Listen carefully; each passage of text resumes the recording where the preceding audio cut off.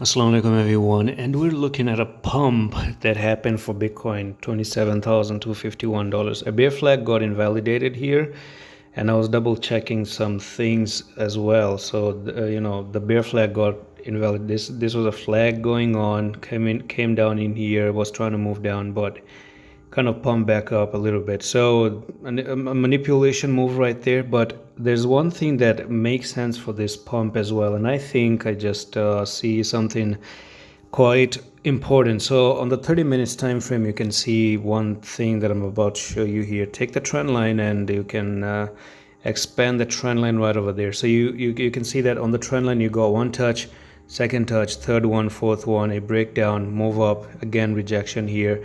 So it's still pretty much under this neckline here for all the distribution that was happening right over here. Now you might say that it's a double top, whatever it is. Now let's actually treat it like a double top, because it is. I know it's a diamond pattern, by the way. So you got the trend line, and the trend line is going to be from there to there. Let's look at the technical target that it's pointing. So Bitcoin still points down to $25,455. That's where I do see the prices shooting down and going all the way down to. So we're not done with any dumps. We still have the dumps along the way. Altcoins still have some bear patterns with them, but then again, slowly when you do come down to these levels, we're going to see what happens in the future. Now my personal take still remains on the 4-hour time frame. I do want to see Bitcoin making it all the way down to 24,100, because I want to see if Bitcoin can really backtest the weekly inverse head and shoulder. And then again, we have the CME gap, and I'm afraid of that CME gap as well. So you're going to have to be very, very careful here for Bitcoin. And you got Bitcoin right over there. You can see that one head, right shoulder.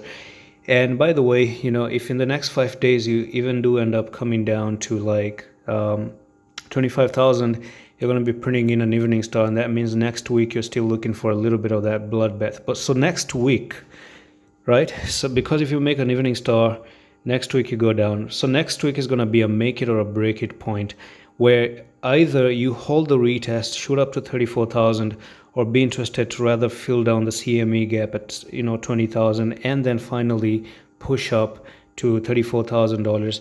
But I do see $34,000 being written all over the place for Bitcoin. It's something very, very simple. Now we do have the monthly time frame as well, and not to forget that we have 3 more days to actually close the monthly candlestick.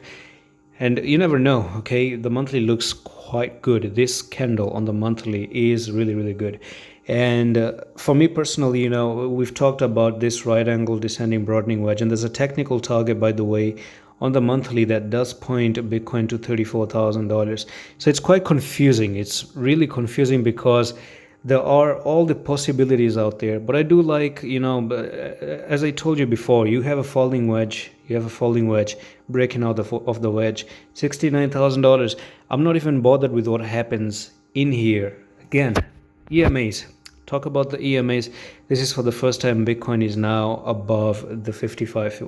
Before you were below the 55, you broke out, made a morning star, came down, retested the 55 EMA, but now you can see you're kind of getting a little bit of rejection at the 20 right here on the monthly time frame. But it's important for us to see if the next month you can shoot straight up and make the proper cross, and then boom, that's it, take off for the bull run. So keep an eye on the monthly EMA crossing. That would be amazing. You get a golden cross, that's your ticket to go all the way for a bull run again. So that's pretty much it for this update on Bitcoin. I'm gonna see you the next one. Allah Hafiz.